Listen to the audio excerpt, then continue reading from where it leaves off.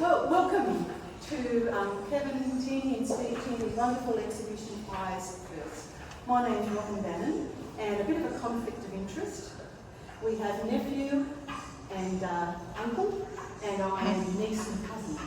Give you an idea where I have sandwiched between these two. So I've known them all my life, or most of them.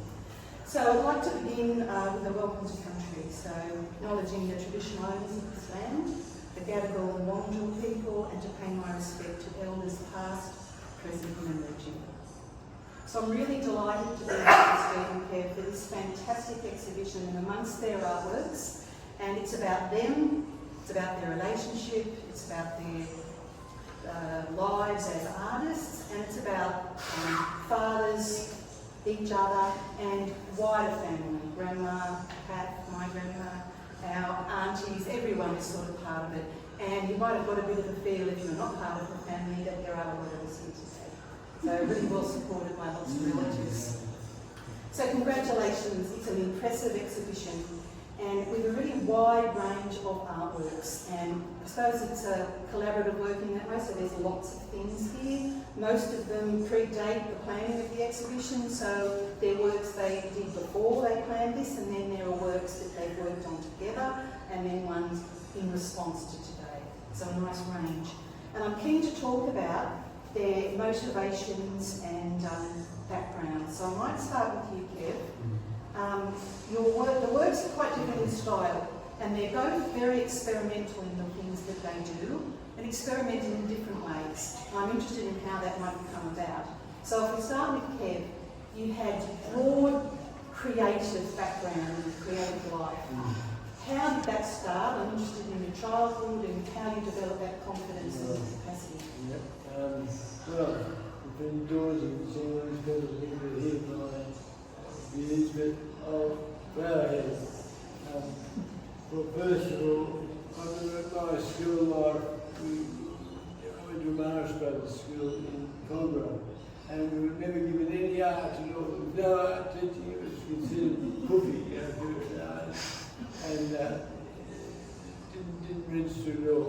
There was no art, but I used to draw, so I made up for drawing my maths book, my maths exercise with the figures, and I had one of a guy who was standing there, and he had a gun in his hand, and he put it under his leg and fired it. And I drew that scene of this guy firing his gun between his legs. And my mother saw it and she said, "Oh, you're going to get rid of that. Don't go into the maths book." She ripped it up from memory. And that was my first time I read art criticism.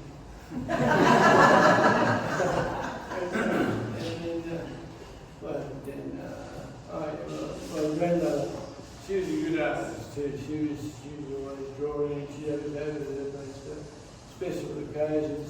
And you have a drawing competition, you have to draw something. Yeah, she'd say, draw a hat or a mouse or whatever you like. And we really enthusiastically take part in that. And that was good. And I went on to art school. I went to high school years later. I went to Bannon's tape and did art there, 2 years of art. And that got me going. I really thought, shit, this is great fun. And it's also, it could be rather lucrative, like, and another exhibition. So, I did the art course, and from then I just blossomed in those days and love art. I love art. I draw anywhere. If I'm sitting here, I draw.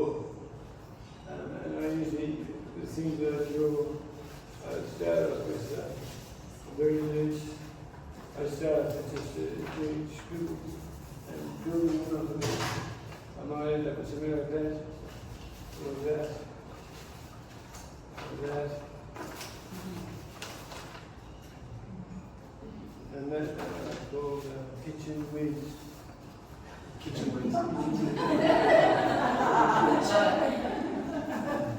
And this one's giving birth to a deck chair. My stuff is pretty good. I don't take it seriously, but I'm serious, but when I draw, I have a lot of fun. And that's about it, I think. Thanks. And I was also going to talk here, Kevin's not just a visual artist, he's also a musician, guitar player, singer, performer. He writes plays, directs plays, acts in plays, writes poetry. So you've got this really wealthy creative life that's been there with him this whole journey through. And we might talk a little bit later about the focus on the visual arts in particular, but let's hear a bit from Steve first before we do that. So Steve, how important was the freedom to be expressive when you were a young person, and how did that come about? It was very important. I feel like from a very early age I remember expressing through drawing and mostly drawing, and like cartoons and things, but expressing through being able to draw. And maybe not necessarily thinking that I was a good artist, but being able to understand how that I could make an image on a piece of paper and feel like I was expressing something, whether it was even drawing Superman or whatever it was at a very young age. But as I developed into doing more and more of it, there was moments that I can remember where I was encouraged or maybe won a drawing award or something at school, and then that was the next steps on, and little similar things of maybe critiques throughout. But in the family, and with Kevin and yourself and others, like there was a definite understanding that we could be creative in different ways. And Dad, who wasn't necessarily an actual physical painter or anything, but had his own creative outlets that he was very supportive of things even that he wasn't necessarily doing, but he understood, probably through his brother as well, different forms of creativity that he wouldn't have necessarily done, but were encouraged. Yeah, for sure. He did drawing. He could draw, for sure. Yeah. Just see it He was much more creative in other ways. And like Kev, Steve has been a collaborative artist with outside the visual arts as well. So he's been a skateboarder from a young age, and always, in my memory of this, always worked with photographers and filmmakers. So would plan moves, they'd be documented, there'd be feedback about moving in space and time, and there was always a sense that you worked with people and that you were really interested. And maybe that spilled over into your graphic design as well, and clothing design, and I like that story about you planning clothing. Yeah, definitely. Like the collaborations of, I guess, I don't know, working with people I enjoy, and finding ways of collaborating. I like the idea of collaborating, and I've found this out, probably understanding it more later in life, is the things you can learn about yourself by working with someone. I've done a lot of collaborations in the last few years with people that I've been very open to people being able to come in and work with you. And I mean, an example of that we can talk about more is the works we did together, where I like the idea that you don't necessarily own a work all the time, that I don't have too much ego with my work. I like, to be able to express through different means. I don't think my work is like, that's all it can be. It can have other lives, or it can exist in other forms. Do you want to talk then about collaboration now? Because we're going to end with that, but maybe now's the time. So the history maybe of this exhibition and how you ended up doing it together. Tell me how we started. You started it. We were in a birthday party for my niece, Kelly, Mary's daughter, and it was in a pub. It was really noisy. I couldn't hear anything. I couldn't understand anyone speaking. So I saw Steve there, and he was nonplussed too. I went up and said, Steve, how would you like to join the exhibition together? And we went straight away and read it. And it's mostly his work. He's got it up and running, I think. It's a great job. Finding a venue, and it's a great venue. Yeah, we got really lucky with the venue. Yeah. And there was another, I think I was talking to Carolyn, and she was like, you should try expressing Cotter, and I'd already been in contact with the Inner West Council, so a lot of things just fell into place with that. But it was amazing when you asked me, because I was thinking about doing, like some of these works, these all came with for this show, but I already had some of these ideas in mind, especially the one with Dad. I was planning to do a show kind of based on photography of Dad especially, but maybe me and Dad. And when you said, oh, let's do a show together, I thought, well, let's, you know, the three of us together, there's a clear, you know, collaboration, or at least family. Impressed with the way you rendered it. Yes. Yeah, sometimes we know you do that. Oh no, if I get a good idea, I'll go quickly, I'll move fast. Yeah. And it was exciting, and I thought that's a great idea, and I could quickly visualise how we could make it happen, and it would be awesome for you to do the show in Sydney. There was a win-win, for sure.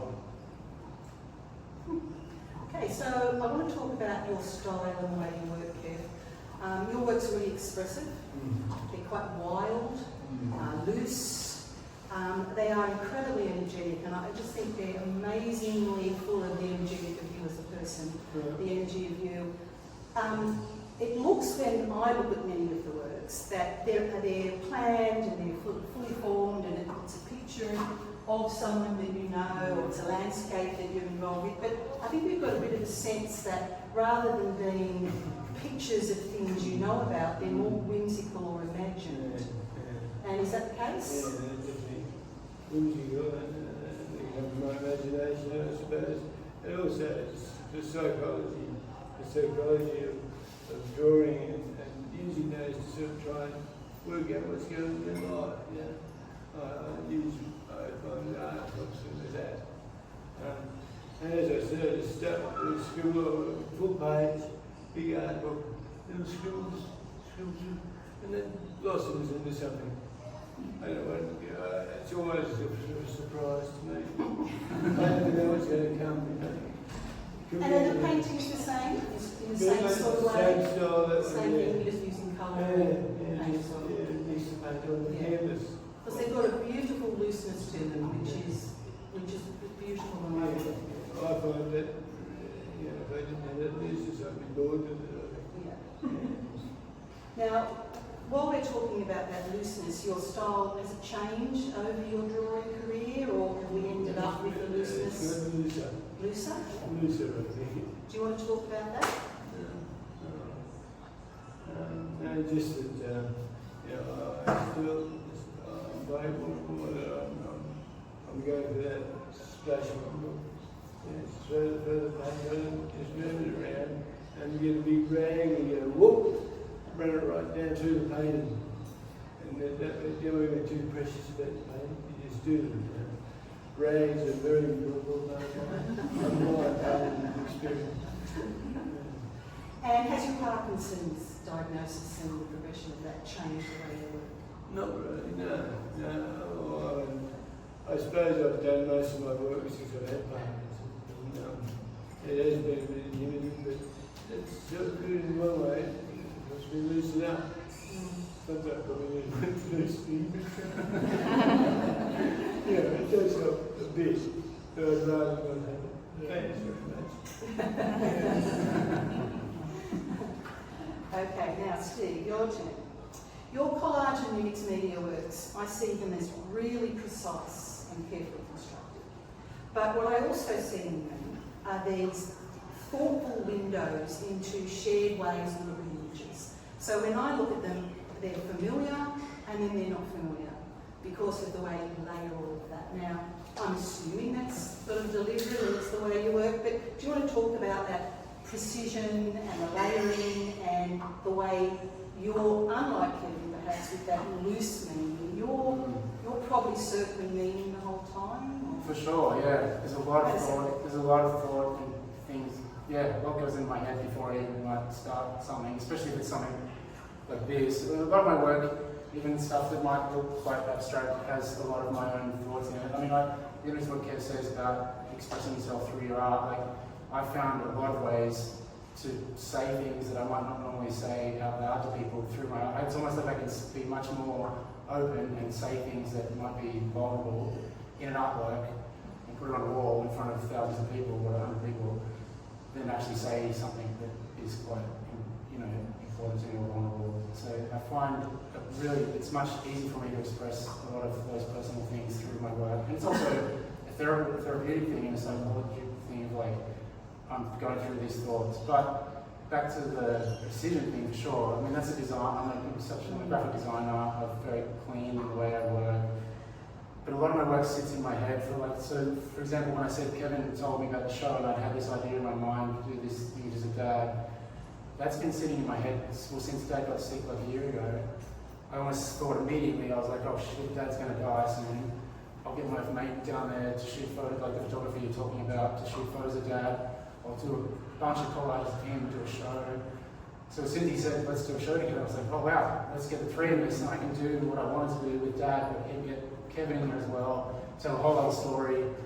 And it grew into something else. But I kind of had the artwork of Dad in my head for months. Like it sat in there until I was ready to kind of make it. And I can almost see it in my head before I even start. And things change in the process for sure, of ripping paper and moving things around.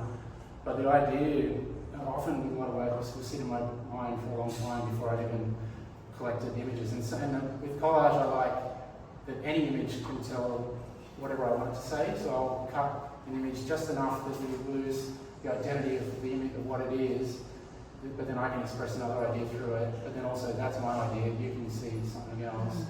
But for sure, I'm very precise with my cuts and very precise with how things match up, and you'll see little details that you might not usually see straight away, or layers that come through later, for sure.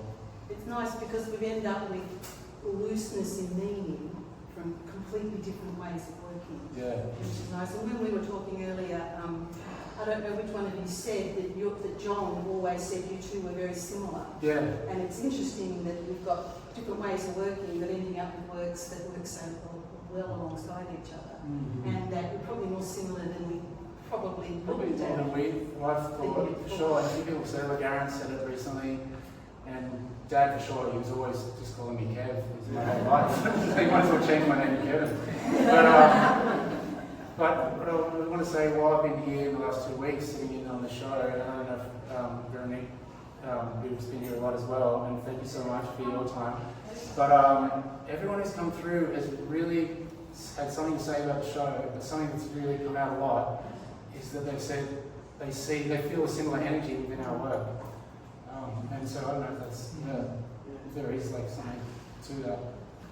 Yeah, well, I think it's very apparent that it pulls together really beautifully, not just as an art exhibition, but as a relationship, talking about family itself. It's really successful, and you should be very proud. We're very proud of you, so thank you, Stephen.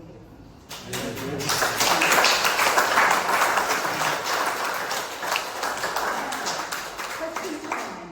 Does anyone have any questions?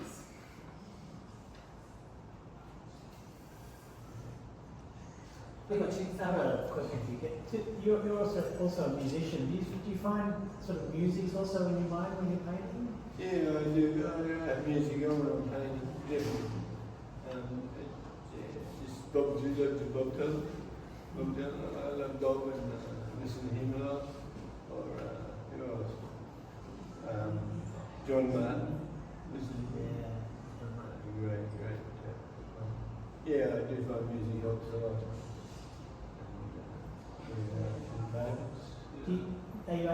With your Parkinson's at the moment, are you able to play as much music now? No, I can't play this music at all, but I can play bass. One note at a time, so it's pretty good. I do enjoy that. I just started playing with someone a couple of days ago, and it's pretty good. Wow. You still got it, Kev. Still performing. Anyone else? Yeah. Where do you think you'll go from here? What things interest you? Go to the pub. Go to the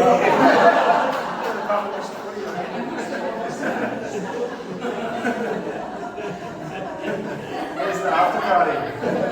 Is it surreal, that part? How loose are you going to get on? Well, you've been back at working, haven't you? These are all new drawings. I think that's great if you've got new motivation.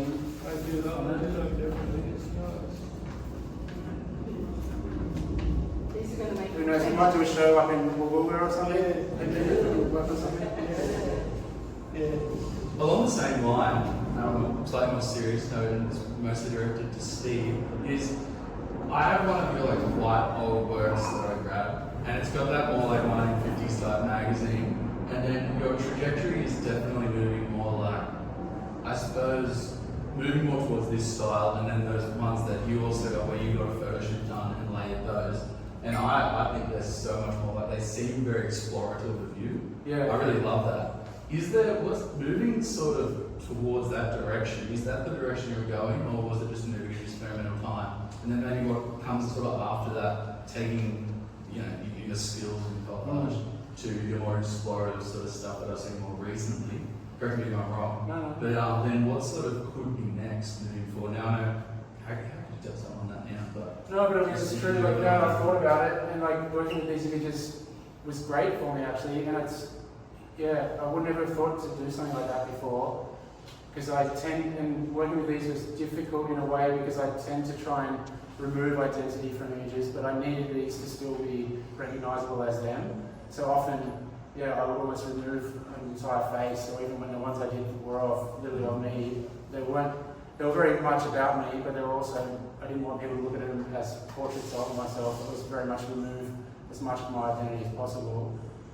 But to be honest with you, it's like my work, especially with working with vintage materials, there's a lot of conversation in the collage world of like copyright, but also limited amount of materials. So I've actually been thinking about, I don't know if anyone else has the experience, but I spend a lot of time in antique shops and vintage stores and stuff looking through for magazines and books, but there's always like on the desk in a vintage store, like old family photos that people have just lost or someone's died and they've just been boxed and all that. So I was kind of thinking, I might start grabbing those and maybe try and make something of that. Because scanning all, like going through these photos and scanning all that was for sure something else, because they've all got stories very personal to us. But I'm interested in like if I can tell stories of other people that through my own journey. But yeah, it's like a good question because it actually is started making me think of a new idea. That's a cool concept, like a story with a different Yeah, way. it's other people's stories that I can, which is what I do with other magazines. You've got an exhibition in Melbourne coming up. Yeah. What sort of style of... That's very much similar. That's the vintage images. So I've already kind of got those works, which is, they look like this, the black and white, and some of you would have seen those. I've got 1950s kind of American pop imagery or news type magazine imagery. But then the idea is that I'm talking about, kind of social issues now and comparatively over time. But So do you work with themes? kind of, yeah. I don't know. Yeah, for sure. And a lot of social issue stuff comes up all the time. My own ideas and thoughts on political ideas, but I tend to try and even personal thoughts. But at the end of the day, like you said, I'm not precious about the work. I like to put it on the wall and then for someone to take whatever they want from it and tell me what they see, the story they see. But for sure, there's a lot of thoughts going through the process. So do you in terms of like, say, sports, Mm. it'd be interesting because you do all these different versions, vintage sports. Yeah. And We should do a cricket we can series do together. it There you go. It's the next show. There you go. Next show. 6 months. Anyway, yeah, that's a good question. The first picture, is that your father? Yeah, the one on the right, yeah. And who is behind? So the head that you see behind is my grandfather, the one in the corner. Well, so the first picture is his. Yeah, so the first photograph is the original photo of his father, my grandfather. Okay. And that's what I use as the base behind each of them. So he's there behind all of Yes, us, he's behind. which is the clear link for all of us coming from him. And also their mother is up there as well, so grandma is there. I didn't want to forget the matron. But this was clearly about my links to my father and him, and its influences. So it was like a little bit about, especially the relationship with my father and he's got mostly dementia and Alzheimer's now, but mild Parkinson's as well. But it's something that's been running through my mind, especially with him lately, and then doing the show with Kevin, it was quite evident. But I didn't want to make it just solely about that at all. This is about kind of like they're not supposed to be sad artworks at all. There's very happy artworks, like we're all this as young school kids, but then also the next image behind is us probably, in more of growing up with Dad was always into boxing, and there's a few photos of him, but then Kevin was as a musician. I just wanted to show us in portraits that are slightly abstract, that are positive, and talk about our linkages through my grandfather, their father, then through us three. And Grandma's in there too, so the cut that goes through each of our heads, each of our faces, that cuts our one eye out, is the silhouette of Grandma and his mother.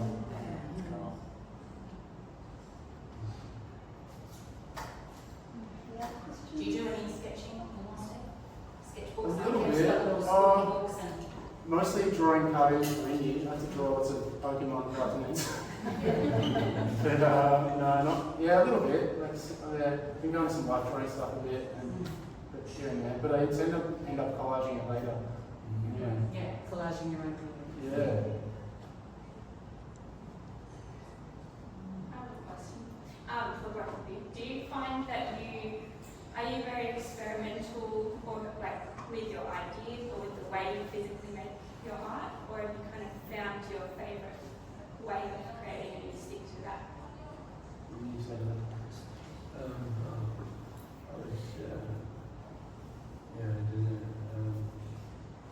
Diversity and all this. I think I've established a style anyway. Where I started from my drawings and that. My mind is just so fluid, it's hard to say. Just like to slap it on, see what happens. And you go take that as my future way of doing things. Could you have some sort of concept before you do that? Like, you've got to process it and you're loose with the way you go about creating, but is there some sort of concept? It was the creative ones there was. Yeah. The creators, but the rest of them were all. These ones? Yeah. And they're all from memory, right? You didn't pause the TV No. or anything and No. draw a picture or... They're about football, right? Those ones? Well, saying to that question, kind of I've got a style that I'm working within, but that also comes from just being in collage, because there's so many different artists doing things you want to try and stand out, which is very difficult. So I've tried to develop a style that's become my own. But I get experimental within that.